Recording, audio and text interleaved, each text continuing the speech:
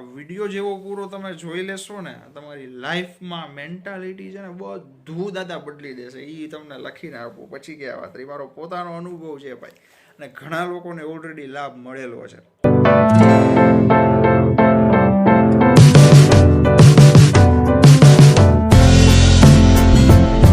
જય હનુમાન દાદા, જય પ્રભુ શ્રી રામ, હર હર મહાદેવ. મિત્રો, દુઃખને દૂર કઈ રીતે કરવું? ઘણા લોકોનો પ્રશ્ન આવે છે, દુઃખ છે, દુઃખ એકેય પ્રકારની વાત નથી થતી અહીંયા. દુઃખમાં બધા પ્રકારના દુઃખ આવી ગયા, એને દૂર કેમ કરવું? મિત્રો, આજના વિડીયોમાં એ જ વાત કરવી છે. આ વિડીયો જોયા બાદ એકમાત્ર ઉપાય છે ભાઈ, પણ ખાસ સાંભળજો. આ વિડીયો જેવો પૂરો તમે જોઈ લેશો ને, તમારી લાઈફમાં મેન્ટાલિટી છે ને બધું દાદા બદલી દેશે. એ તમને લખીને આપું, પછી કે વાત રહી, મારો પોતાનો અનુભવ છે ભાઈ, અને ઘણા લોકોને ઓલરેડી લાભ મળેલો છે. મિત્રો, ખાસ વિડીયો જોજો, બસ એટલું જ કહીશ. ને ફટાફટ વિડીયો આપણે શરૂ જ કરી દઈએ. તમામ ભાઈઓ બહેનો મિત્રો સુધી વોટ્સઅપ, ફેસબુક, સોશિયલ મીડિયાના ગ્રુપ દ્વારા ખાસ વિડીયોને શેર કરજો. અને દરરોજ નવા લાભદાયી વિડીયો જોવા રાઈટ સાઈડ જમણી બાજુ લાલ બટન છે, સબસ્ક્રાઇબ ખાસ દબાવી દેજો. મિત્રો, હવે વાત કરીએ દુઃખ વિશે. મેં અમુક પોઈન્ટ લખેલા છે, મેં એટલો સમય આપીને લખેલા છે, એટલું વિચારીને મારા અનુભવ પર લખેલા છે, અમુક સંતો સાથે વાત કર્યા બાદ લખેલા છે. એટલે ખાસ સાંભળજો મિત્રો, એક એક શબ્દ છે ને ભાઈ, જીવનમાં ઉતારવા જેવો છે. હવે પહેલી વાત મને એ કહો કે એવું કોણ વ્યક્તિ છે કે જે દુઃખી નથી આજના સમયમાં? કોણ વ્યક્તિ છે? કરોડો, અરબો, ખરબો રૂપિયાવાળો વ્યક્તિ પણ દુઃખી છે ભાઈ, કંઈક ને કંઈક રૂપે, પણ એ કોઈને કહેશે નહીં, બતાવશે નહીં, છે ખરા. મિત્રો, પ્રભુ શ્રી રામ દાદા, લક્ષ્મણ દાદા, સીતા માતા, ભગવાન શ્રી કૃષ્ણભાઈ, બધાએ દુઃખ જોયેલું છે, બધાએ સહન કરેલું છે ભાઈ. આપણે તો એમના ભક્તો છીએ, બરોબર છે. અને જે રીતે અજવાળું છે, અંધારું આવશે, દિવસ છે, રાત આવશે, એવી રીતના સુખ છે, દુઃખ આવશે, દુઃખ જાય તો સુખ આવશે. આ બધી સાયકલ છે ભાઈ. પછીની વાત કરીએ તો મિત્રો, જ્યારે એવું લાગે ને કે દુઃખી છીએ, ચિંતામાં છીએ, ભગવાનના મંદિરે જઈને બેસો, દાદા પાસે જઈને બેસો, હનુમાન દાદાને વાત કરો. ભલે બધા આજુબાજુ વાળા કે આ તો એકલો એકલો બોલે, ગાંડો છે, આમ છે ને તેમ છે, બોલવા દો. ભગવાન, તમે, વચ્ચે બીજું કોઈ નહીં, એમ સમજીને વાત કરો, બરોબર છે.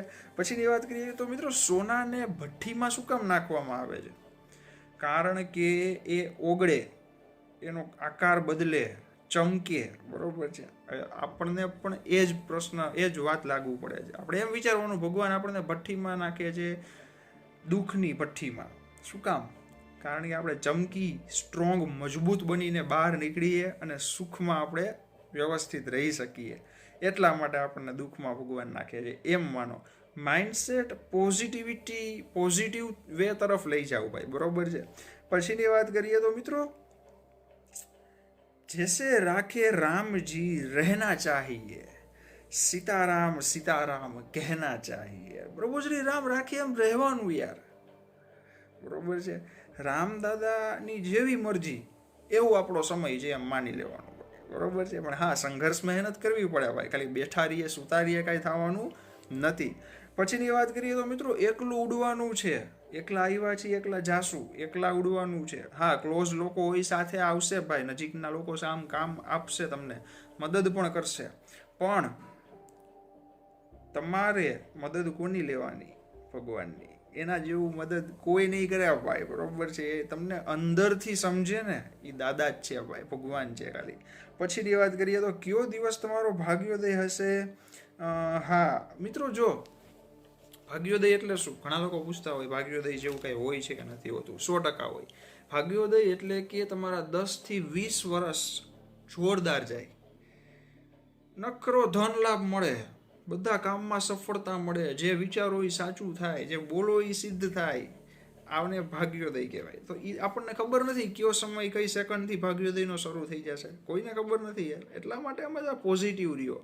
અને બીજી વાત કરીએ તો, કરોડપતિને રોડપતિ થતા વાર નથી લાગતી, રોડપતિને કરોડપતિ થતા વાર નથી લાગતી. એમ ચપટી વગાડે ને દાદા, બધું ચેન્જ થઈ જાય, બધું એના હાથમાં છે ભાઈ. એટલે હંમેશા એમનો ભરોસો રાખો, એમનો વિશ્વાસ રાખો, બરોબર છે મિત્રો. પછીની વાત કરીએ તો, સંતોષ, 100% ભગવાને આપેલું છે એની કદર કરજો મિત્રો. આ બાબત બહુ મહત્વની છે. તમને એમ લાગે ને કે મારી પાસે તો આ નથી, એ તમે જોશો, આ નથી એ તમે જોશો, જે છે ને એ તમને નથી દેખાતું. તો તમારી પાસે અત્યારે જે સમયમાં જે કાંઈ પણ વસ્તુ છે ને, જે સુખ સુવિધા છે ને, એ પણ કોકનું સપનું છે હજી ભાઈ, કે મને આના જેવું મળે ને તો મારી જિંદગી મોજથી ભરાઈ જાય. ને આપણે હજી ઓલું જોઈએ, હજી આ જોઈએ, આ છે એમ મજા નથી આવતી. આપણે ભૂલ ને વાંક ને કમી કાઢતા હોઈએ છીએ, તો એ ક્યારેય ન કરવું જોઈએ. પછીની વાત કરીએ તો હા મિત્રો, કોઈ મહિને 1 કરોડ કમાશે, કોઈ મહિને 1 લાખ કમાશે, કોઈ મહિને 50,000, કોઈ મહિને 30,000, કોઈ મહિને 15,000, અને કોઈ છે કે જે કમાતું જ નથી છતાં બધાનું પેટ ભરાઈ જાય છે. ભગવાન કોઈને ભૂખ્યા નથી રાખતા. એ તમે વિચાર્યું? કહેવાય ને, કીડીને કણ, હાથીને મણ મળી જાય છે ભાઈ. તો મિત્રો, ભગવાન ઉપર ભરોસો એ રીતે કરો. એ વિચારો, એક ચકલી છે, ચકલી ડાળખી ઉપર બેઠી છે, અને ઊંઘ આવી ગઈ, સૂઈ જશે તો એને બીક નહીં હોય, શાંતિથી સૂઈ જશે. ખબર છે, એને ભરોસો છે ડાળી ઉપર કે ડાળી તૂટશે નહીં, ભગવાન ડાળી તૂટવા નહીં દે. તો આપણે તો આટલા કરોડો અબજો માણસોની આ પૃથ્વી દુનિયા છે ભાઈ. વિચારો, ભગવાન આપણને શું કામ ગયે થવા દે? એ એક ભરોસો, મજબૂતી સ્ટ્રોંગ રાખવી પડે ભાઈ.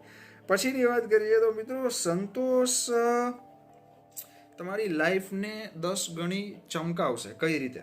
તો કે એક શેઠ હતા, હા બરોબર, સાચું. જો હવે તમને એ વાત કહું ને, બહુ તમને મજા આવશે મિત્રો. એક શેઠ હતા, હવે એ ખૂબ જ પૈસાવાળા, કરોડપતિ, કાંઈ કમી નહીં, એકેય બાબતની, ગાડી બંગલા બધું જોરદાર. હવે એણે એમને આ મેનેજરને એક વખત બોલાવ્યા, એ ઉંમરલાયક થઈ ગયા હતા. એણે એમના મેનેજરને બોલાવીને કીધું કે ભાઈ, આપણી પાસે કેટલી સંપત્તિ છે ને એનો હિસાબ કરો અને મને રાત સુધીમાં હિસાબ આપો. મેનેજર કે કાંઈ વાંધો નહીં સાહેબ. હવે રાતનો સમય થયો, મેનેજર આવ્યો શેઠ પાસે કે સાહેબ, આપણી પાસે સંપત્તિ વિશે મેં હિસાબ કરી લીધો. શેઠ કે બોલ બોલ, જલ્દી બોલ, મારા કાન ઉત્સુક છે. એ કે મને ખબર નથી પડતી શું કેવું, આમાં સમજાતું નથી, જલ્દી જવાબ દે મને, કેટલી સંપત્તિ છે. હવે મેનેજરે એવું કંઈક કીધું ને કે શેઠ રોવા માંડ્યો, આંસુ નીકળી ગયા આંખમાંથી, ડરના માહોલમાં. તમે કહેશો ડર શું કામ? આટલી બધી સંપત્તિ, કરોડો રૂપિયા, તો એ રોવા માંડ્યો, દુઃખમાં આવી ગયો. હા, શું કામ? મિત્રો, મેનેજરે કીધું કે તમે નાચો સાહેબ, મોજ કરો, પાર્ટી કરો. એ કે શેઠ કે શું કામ? તો કે તમારી 8 પેઢી બેઠા બેઠા ખાઈને તોય ખૂટે નહીં એટલું ધન છે તમારી આગળ. કે સાહેબ, જે શેઠ હતો એ રોવા માંડ્યો, દુઃખમાં પડી ગયો, આમ ટેન્શનમાં, ડિપ્રેશનમાં, પરસેવા નીકળ્યા. બોલો કે તમે કેમ આવું, શું થાય તમારી તબિયત નહીં? આટલું આવી ખુશખબરી આપી, મને ચિંતા છે કે મારી 9મી પેઢીનું શું થશે. એ કે મિત્રો, 8 પેઢી બેઠા બેઠા ખાય એ ખુશી નથી, 9મી પેઢીની ચિંતા છે.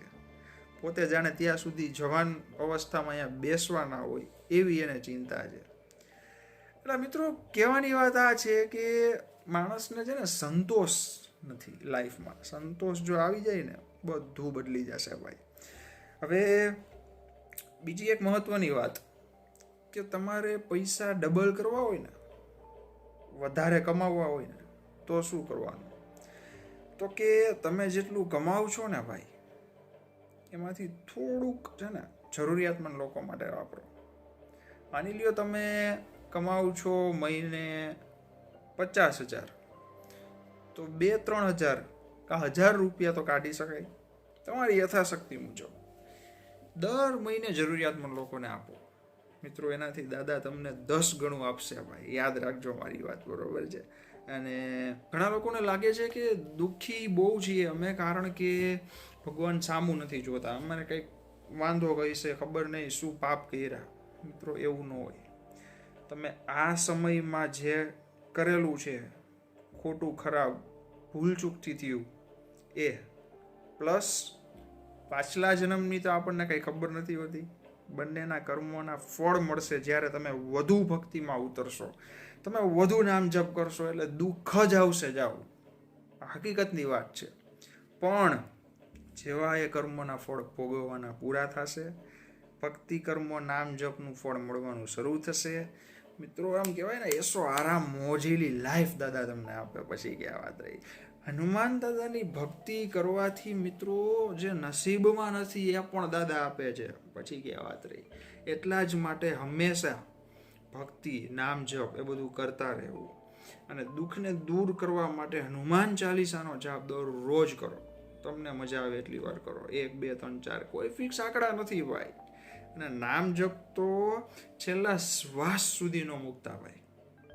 ખાસ યાદ રાખજો અમારા શબ્દો, બરોબર છે. આજના વિડીયોમાં આટલી જ માહિતી. વિડીયોને તમામ ભાઈ બહેનો મિત્રો સુધી વોટ્સઅપ, ફેસબુક, સોશિયલ મીડિયા દ્વારા ખાસ શેર કરી દેજો. દરરોજ નવા લાભદાયી વિડીયો જોવા સબસ્ક્રાઇબ કરજો. દાદા બધાને રાજી રાખે છે પ્રાર્થના સાથે. જય બજરંગબલી, હનુમાનજી મહારાજ, જય પ્રભુ રામ, હર હર મહાદેવ. કેવા દાદાની મોજ, ગદાવાળા દાદાની મોજ ભાઈ. હા, જય ગિરનારી.